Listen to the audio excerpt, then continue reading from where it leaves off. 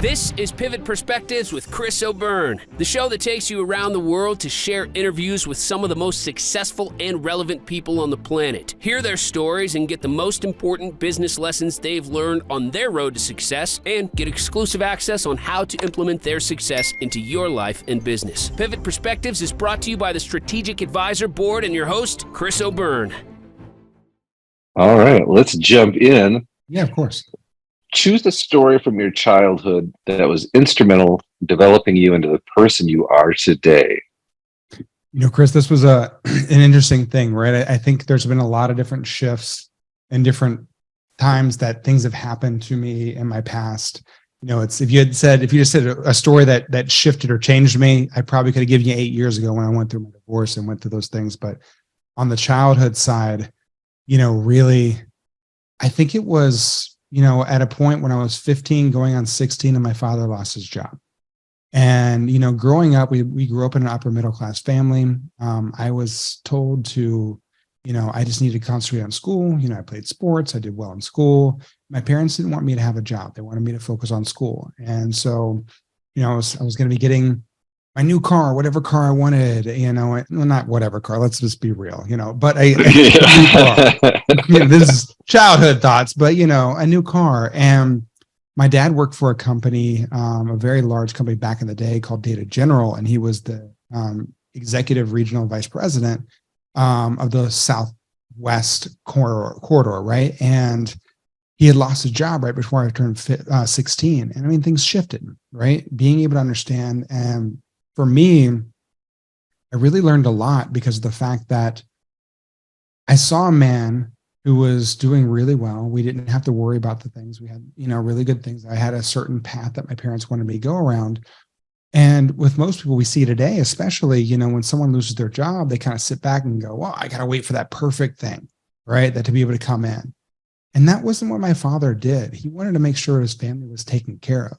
So, you know, I watched my father, right? He worked at Circuit City, you know, he went and sold siding at Sears, even went and, you know, sold 18-wheelers, right? Just to be able to make sure that the family was taken care of. It didn't matter what the job was, as long as it was doing the things that he needed to do for family first. And then he ended up getting a job and starting out really low at a company called Retriever Payment Systems, and, you know, worked his way up.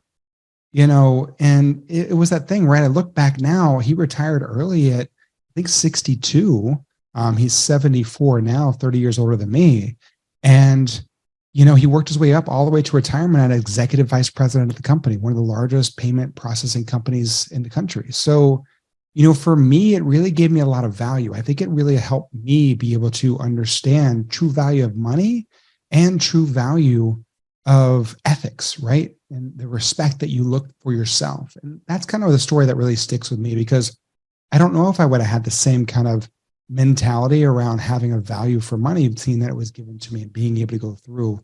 And I remember, like, my dad lost a job. So I started working at the YMCA as a referee. I did camp counseling, right?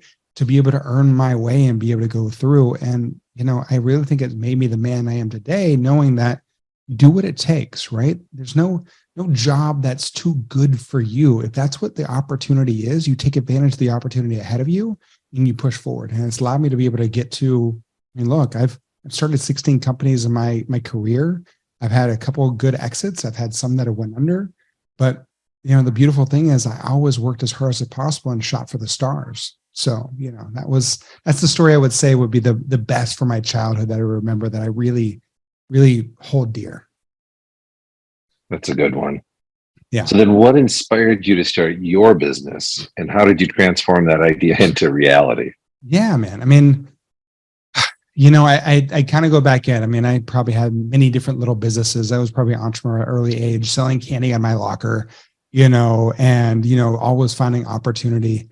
But for my first company that I started back in 2002, end of 2002, beginning of 2003, it really was, I had always had different opportunities. I had got my broker's license here in Austin, moved out to California. And, you know, I saw the writing on the wall pretty early before 2008 hit, because, you know, really there were so many people in the mortgage industry, they were doing negams, reverse mortgages, and people were making more money refinancing their home every year comparably to actually at their jobs. And so I had left that industry, and a buddy of mine brought me into the digital space. And, and this was early on, right? Or 2001, 2002. And it was interesting. I kind of sat back and watched, being able to go through, this is the wild, wild west of digital advertising.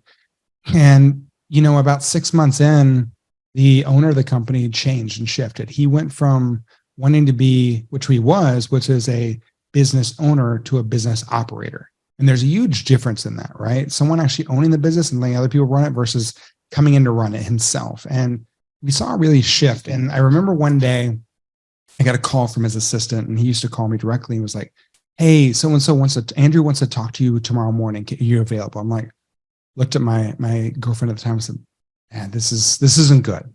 And the company was shutting down, and he was letting everyone go. And so for me, my first company really started out of, necessity and opportunity, because I said, look, I got let go, and I said, what am I going to do? I have the relationships, not only for me in the advertising side, it was traffic, and then actually public sites that were out there. And so I started reaching out and taking that knowledge that I'd gotten, and I started just going off relationship building. What did I do? How could I actually pair two people together and take the margin of the middle of being able to be that middle between those two companies? And so it really, spawned. I mean, I remember, working from my couch 12-hour days to be able to kind of make things happen and be able to go through. And it was interesting because 6 months later, I ended up hiring most of the people that worked at the previous company back at my company, and really being able to start it. And the crazier thing is too, one of my first big clients at that company, which really catapulted me to everything, was a company that most people forgot about these days. It was a big company back then called MySpace. Yeah. So MySpace was my first big companies, and I actually helped them develop one of the first social media ads to be able to monetize their traffic. And it was based off of relationships that I had with Yahoo and with them, and then being able to pair that together to be able to create a monetization platform for them. So, I wish I had always been the entrepreneur. I needed that. I always had that opportunity that I was to monetize, to make money. But truly, until I was let go and I said, well, damn, I don't know what I'm going to do. I said, well, let me just jump in. And it was an opportunity that came a knocking, and I took advantage of it. I loved being able to program how my site looked in MySpace. Yeah. Well, the funny thing was, so many people forgot about it after it kind of went under. It's still there. And then back in the day, like, it was like 10 years ago, but still, companies would look and be like, oh, look at all the craziness that you had on MySpace. I don't know what, who you are, what's going on, because we just kind of walked away from it. It just kind of disappeared after a while, and we all started going to Facebook and other things. So yeah, it's it was crazy back then. We were doing arbitrage. So it was, we were buying the traffic from MySpace, creating that ad unit, and then actually selling it to Overture, which became Yahoo. And I mean, Chris, I'll tell you, dude, it was like printing money. We were making a couple $1 million a month, being able to go through there, which was amazing, but also bad at the same time for a young guy in his 20s. And he really pushed me and made a lot of mistakes, but luckily I was, smart enough and blessed enough to be better than some of my friends that were like, I'm buying the Ferraris and, Lambos and yachts and all the other stuff. And I saved a lot of money, which allowed me to get through 2008. Because at that point in time, I was bleeding about $250,000 a month, because everyone's like, digital advertising, first thing they cut, right? Being able to go through. Right. And so I was able to make it through there, and then be able to continue on to where I am today. Okay. So share some key influences or mentors who played a role in your entrepreneurial journey, and how they impacted your approach to business. One of the key ones that really for today, when I look back, right, was Richard Branson. I was really kind of blessed, right? I had been given, I had another mentor as well, was a friend of mine, Jesse Elder. And, there was this group called Maverick 1000 put on by Yannick Silver. And I had always been around, and this was early days when they were first kind of kicking off. And I had always been around a lot of different people, but the people that worked for me before were all my friends from high school, right? I hired those people, being able to go through in the past company, So I wasn't surrounding myself with a lot of people that were pushed at my level or higher, pushing me to be better. I was surrounding myself with a lot of people that were okay with me paying them, and living that life. And so I had the opportunity when I first, got introduced to Maverick 1000, to go out to Necker Island, and be able to spend a week with Richard Branson. And it was really influential because to be able to meet someone this epic entrepreneur, and be able to go through and just see how just down to earth he was, what was going on and what he did to be able to give back first. And that was the amazing thing. I was surrounded by others in Maverick 1000 that were about, how do we add value to this world, not just monetize it, but appreciate the wealth that we had gotten? Because prior to that, if I talked about too much of how well we were doing, because I was running 10 companies, right, 6, 7, and 8-figure businesses. But the people I was surrounding myself that worked for me, they wanted the money, but they didn't want to hear about how the things that I was doing with it and being able to grow and have fun and give back and things like that. So it was always, even in my past relationship, before I got divorced, it wasn't something I could talk about because it was looked at as bragging, right? Of being able to achieve a level of success. So being able to meet Richard and understand things like, his dyslexia, right? He saw it as a superpower, and how he used it. And it was crazy. I remember this one time we were there and he was going through and he's like, hey, I've got this other island I want to show everyone to. It's called Mosquito Island. And I was like, all right, we'll go look. And we go in, and I mean, Chris, let me tell you, he's literally pitching us a timeshare. And I'm like, what's going on? I'm like, this is crazy. Not only is he pitching me a timeshare, he's in his pajamas, right? And my wife at the time, was like, oh my God, what's going on? I was like, perspective shift. One, I'm like, who the hell, why am I getting pitched a timeshare? But dude, Richard Branson's pitching. And two, he doesn't care about it's the value of what he's doing and why he's doing it, right? You don't have to be able to go through. And I'd grown up in this world where you had to be able to hold everything back. Don't show anyone any of your cracks, right? It's all about your watch, right? What watch do you have? What kind of shoes do you wear? Because those are the things that men can't fake, right? Don't let anyone know the problems that you're going through. And for me, that was a massive shift. Not only Maverick 1000, but meeting Richard, being able to spend time with him and how he's thought and what he wanted to do to incrementally change the world on a day-to-day basis, but not based off of how people saw him, but how he saw the world. Did you buy the timeshare? Nah. I didn't, thank God, because I went through a divorce shortly after that. So yes. Probably would have lost that thing. So what makes your business unique and valuable? How does it solve a particular problem? For me, it's about what we do, right? I had spent years building companies to be able to monetize the traffic. I was the go-to guy. If you wanted to monetize online, seek Joshua Bealey, right? Being able to go through.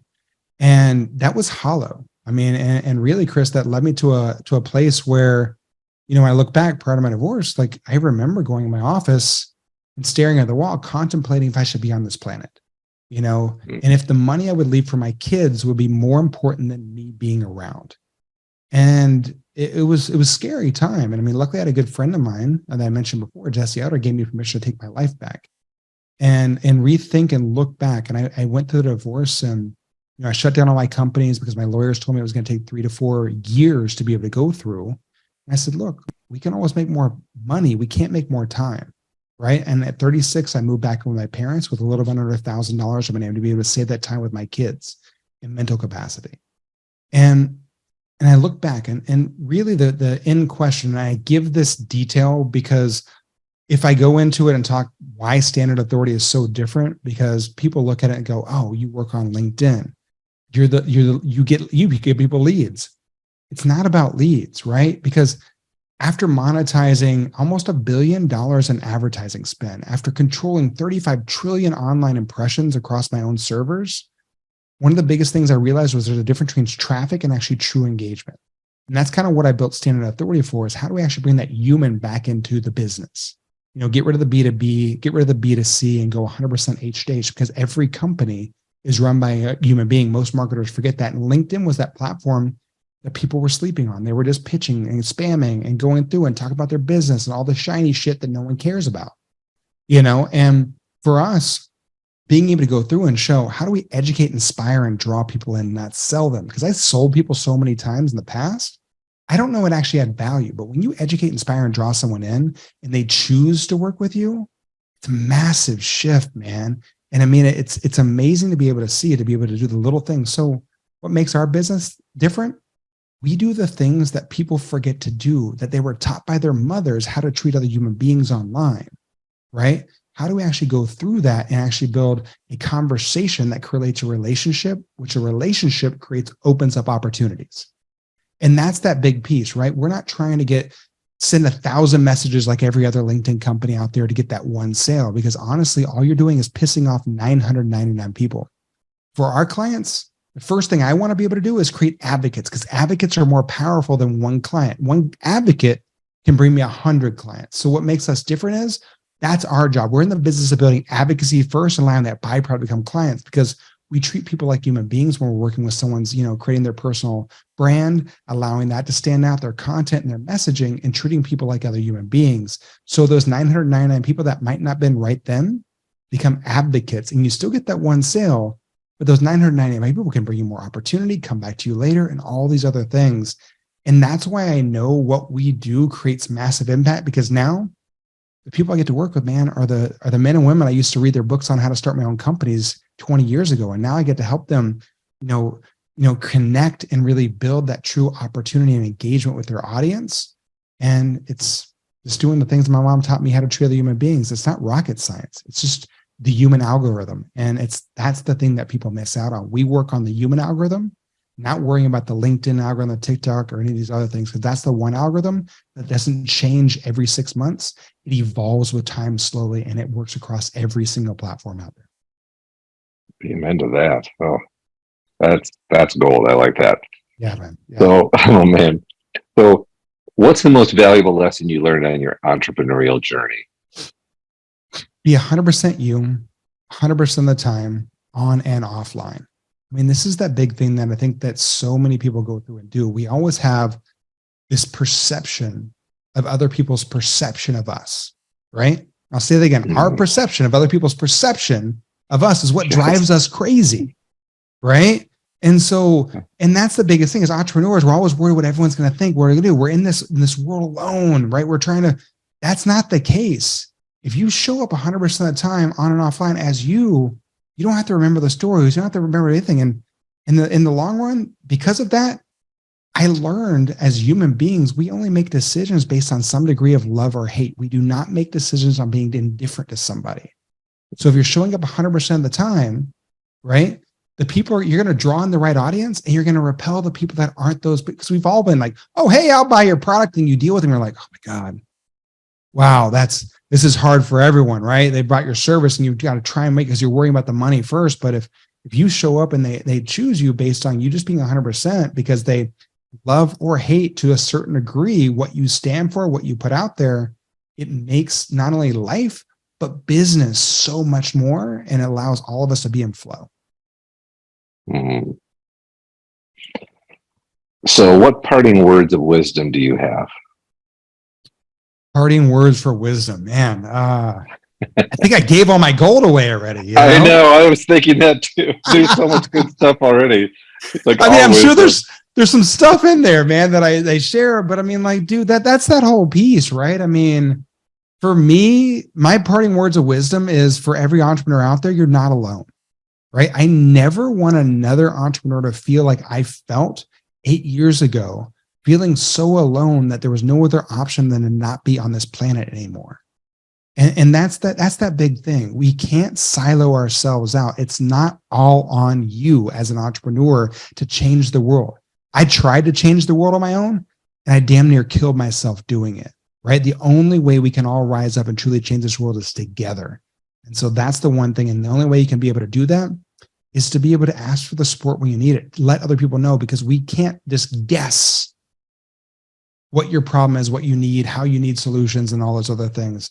And so that's my parting words of wisdom, man. Don't hold back. Let people know what's going on with you, because that's the only way we can actually truly support and be able to change this world together. Oh, see, that was great parting words of wisdom. Thanks for listening to Pivot Perspectives with your host, Chris O'Byrne. Please leave your feedback and visit strategicadvisorboard.com to get the latest and greatest business advice on the planet. Follow us on social media for updates, and we will see you on the next episode.